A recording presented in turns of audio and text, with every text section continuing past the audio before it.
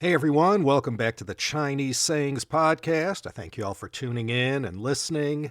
Today, we look at a Chengyu that I would put in the well-known category. That is to say, it's pretty well-known.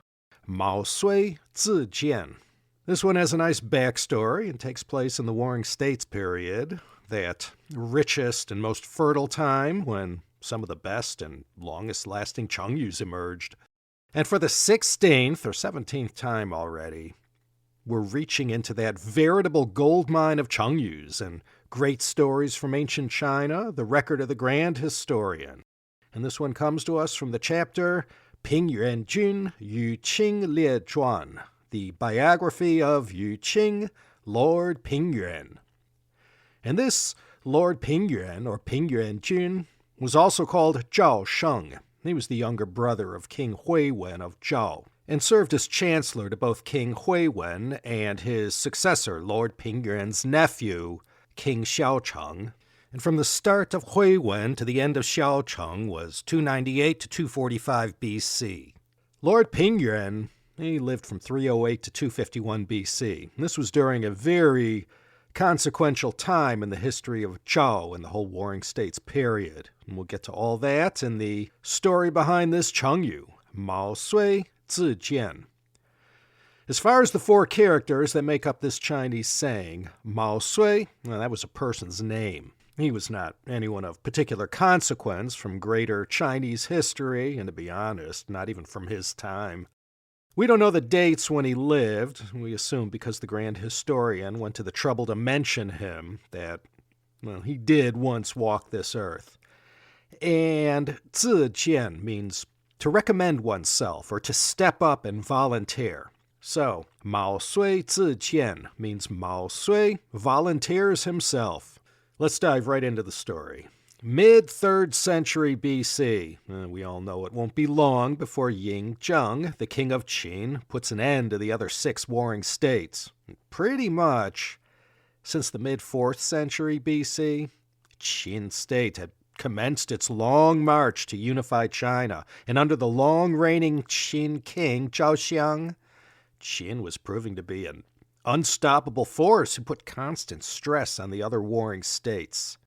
Zhaoxiang was the grandfather to the first emperor, Qin Shi Huang.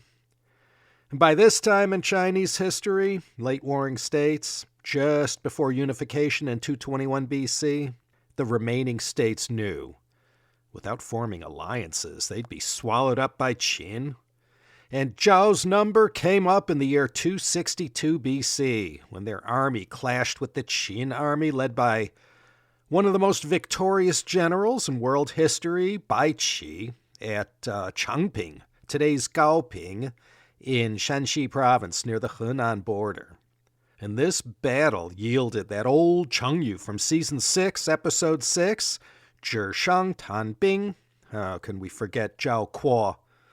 He could defeat any opponent on paper, but when it came to the real thing, he learned right quick about that chasm that often existed between theory and reality. So in 260 BC, the ever-victorious Qin general Bai Qi annihilated the Zhao army, and there are stories that say 450,000 Zhao soldiers perished in this conflict, many of them allegedly buried alive on Bai Qi's orders. Well, despite the disastrous defeat, Zhao still managed to hang in there for another 38 years until 222 BC, when King Ying Zheng put them away for good. But after Changping, the Qin army couldn't resist sticking it to Zhao when they continued to attack them. And in 259, Qin laid siege to the Zhao capital in present-day Handan, right near the southern border of Hebei. And unable to break the siege, Zhao King Zhaocheng in 257 BC called in his uncle, Lord Ping Yuan, and told him unless they could get some help from the kingdom of Chu to the south, it was going to be curtains for Zhao.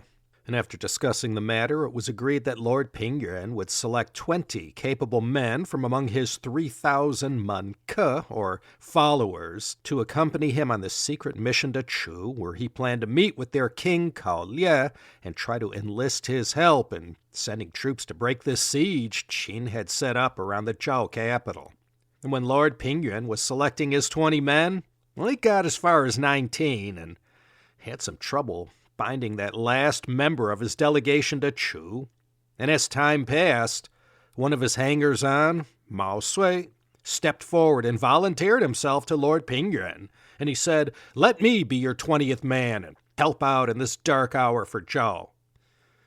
Well, Lord Pingyuan was sort of taken aback and asked, "Well, first of all, who are you? Well, I see you serve among my retainers, but I don't think I ever recall seeing you before."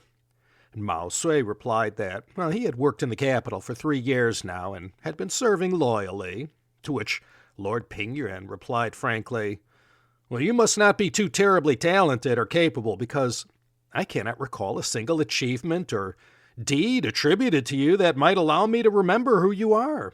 Lord Pingyuan continued, "You know, people of talent are like an awl or a sharp leather punch that's placed inside of a cloth sack. Their talent and ability is like the pointed end of that sharp tool. It will always punch through the fabric and reveal itself." Mao Sui said, "Well, while that may be true, he was like that sharp-pointed awl, and that had Lord Pingyuan given him a chance and placed him inside that bag already, well, by now he would have seen that he, Mao Sui, was no ordinary rank-and-file member among his retainers." Mao Sui succeeded in convincing Lord Pingyuan to select him, and now with all 20 men in place, they went down to the Chu capital to meet with the king and line up his support to help break this siege of Handan by the Qin army. And when Lord Pingyuan sat across from Chu King Zhaoxiang and negotiated with him all morning and all afternoon, the king kept shaking his head and refused to consider any kind of alliance, temporary or otherwise. And he rebuffed all the entreaties of this envoy from Zhao state and insisted Chu would not take part in this military action against Qin. And when all appeared lost, and with King Zhaoxiang not giving Lord Pingyuan any face, it was looking like they were all going to return to Zhao empty-handed. And then from out of the shadows came a strong voice, boldly admonishing the king of Chu and asking him what's so difficult about coming to a decision about a matter such as this. And when King Zhaoxiang of Chu heard this, he asked Lord Pingyuan, "Who is this guy, speaking out of turn, daring to interrupt?" And Lord Pingyuan introduced Mao Sui and said he was one of his gang. Mao Sui, seeing this whole negotiation going nowhere, approached the king of Chu, who was aghast at such a breach in protocol. Mao Sui put his hand on the hilt of his sword and said, "You're only acting so obstinate because you're the king of Chu, surrounded by guards, and you use your power here to push us around and don't show any respect to my lord Pingyuan. Right now I could pull my sword and decapitate you." King Zhaoxiang told Mao Sui that, okay, he had his attention, and Mao Sui explained plainly that Qin was no friend of Chu and had even defeated them and even taken their capital in 278 BC. And they remained a threat to Chu that got more palpable every day. And he asked, why on earth, given the current situation, would Chu not come to the aid of Zhao and help break this siege of Handan? He pleaded with the king to see how this matter was quite simple. Chu gets to enjoy some revenge for what Qin had done to them, and at the same time, together with Zhao, they put up a united front against their mutual antagonizer. And after speaking up so forcefully, yet convincingly like he did, the king of Chu was able to see the light, and he agreed to come to the aid of Zhao and join together to push Qin away from Handan.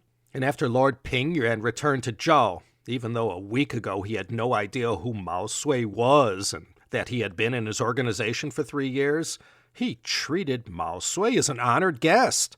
And as Sima Qian wrote in the Shiji, Lord Pingyuan said, "Mao Xiansheng yi zhi Chu, Chu Wang jiu bu gan xiao kan Zhao Guo."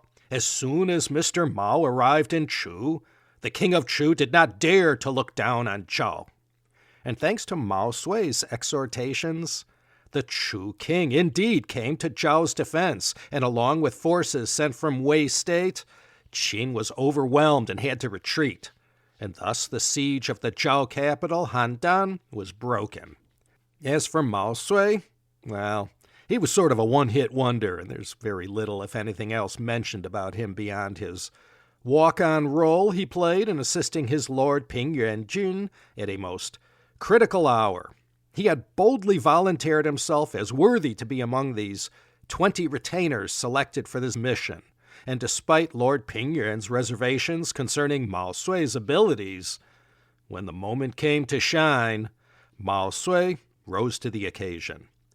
In contemporary usage,毛遂自荐is often used to encourage proactive and self-confident behavior, especially in situations where one believes they can make a positive impact or contribution.